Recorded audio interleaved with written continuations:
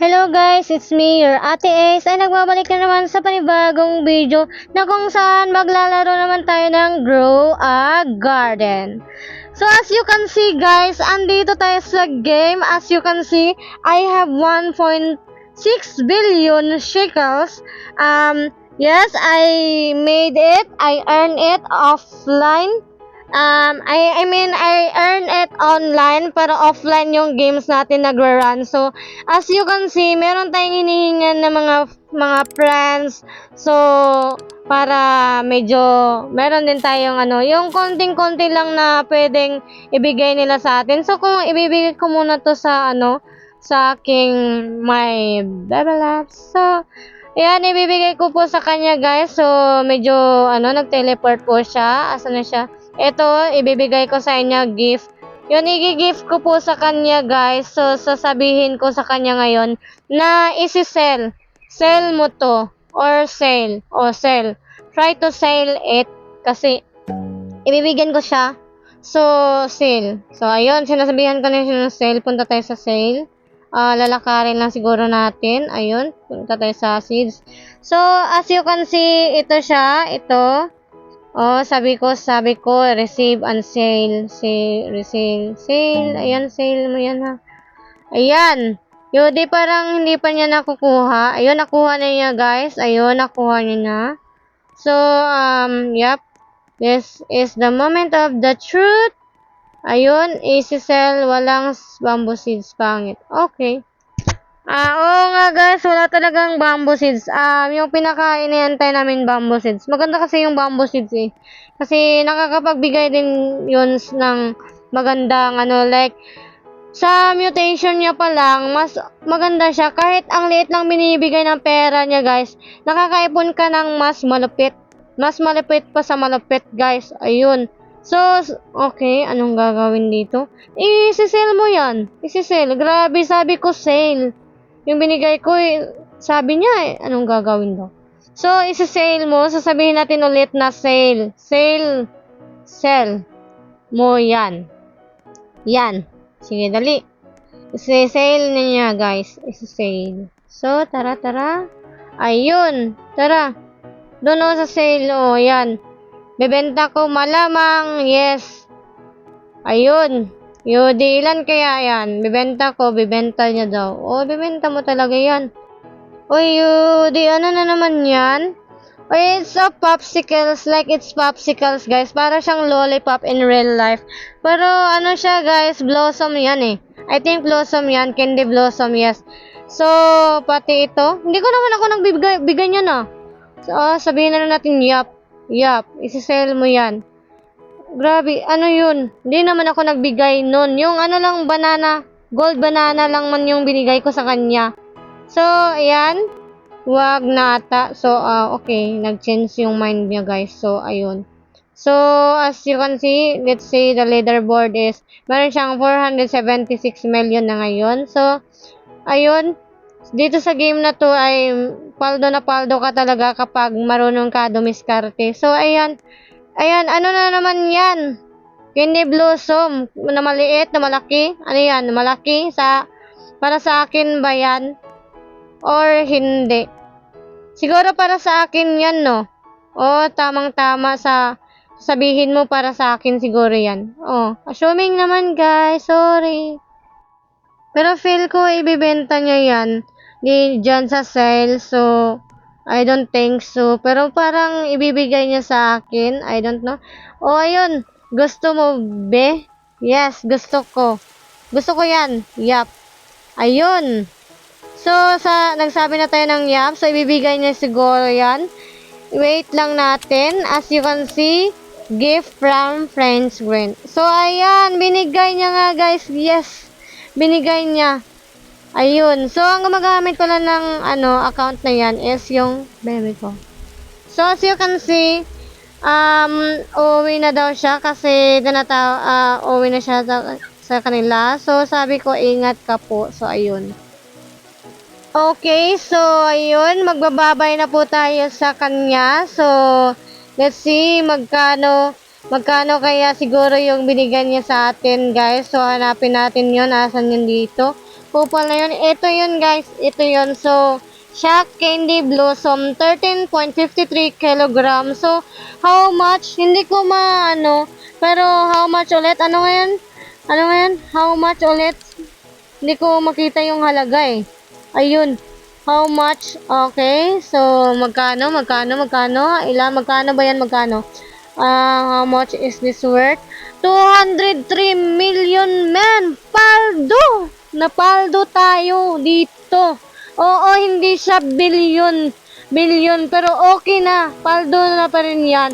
Kahit nga beginner ka, paldo na paldo. Kahit yung 20 shekels ka pa lang, kapag ikaw nakaano nito, paldo na paldo tong 203 million na shekels worth sa Shock Candy Blossom. Pero hindi natin to bibenta. Gagawin natin favorite para merong memory sa kanya.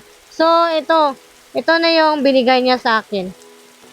At dito naman guys, kung makikita nyo, meron na tayong mga medyo epic win na fruits. Pero yung peach guys, sobrang konti lang yung sobrang baba lang kanyang quality. I mean, ang quantity niya, I don't know, tawag niyan, yung kanyang benta, sobrang liit as you can see, kahit ma-shocks. Pero yung celestial, medyo okay naman siya, maliit. Pero yung gold, shock, rainbow, yan, sobrang liit. Kahit yung normal, hindi ko kaya yung presyo yan, guys. Pero kung beginner ka pa lang, paldo na paldo to para sa'yo, itong peach na tanim na to. Paldo na paldo to. So, as you can see, merong malaking ano dito, guys. Ayan. So, ayan, merong malaking ano dyan. So, ayan po yung fruits ng pinsan ko. Ayan yung fruits niya. Sobrang laki. So, as you can see, kung gagawin nyo, pag nanakaw nyo, wag na lang yung nakawin. Useless na magnakaw ka ng ibang fruits ng iba. Paghirapan nyo, ayun lang masasabi ko. So, ang laki ng kanyang melon. Yun, mon melon niya ito, sobrang laki. Paldo na paldo to pag naging gold, celestial, rainbow, or shock, chocolate, or ano pa dyan. Kahit anong mutation pa yan, paldo na paldo siya guys. So as you can see, sobrang laki nito guys, na halos hindi na namin makita yung owl dyan.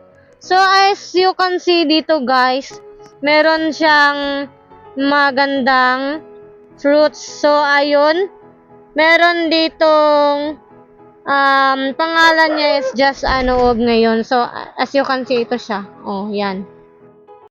Titingin tayo dito guys kung anong stock sa shop. So ayun, yes, meron siyang mushroom seed, 24 stock. So meron na tayong mushroom, paldo na paldo to pag nagka mutation guys. So yan, nabili na natin yung 24 seeds ng mushroom. So as you can see, madami na tayong achievements dito sa Grow a Garden. Ilang araw pa lang naglalaro. Ilang araw pa lang to guys.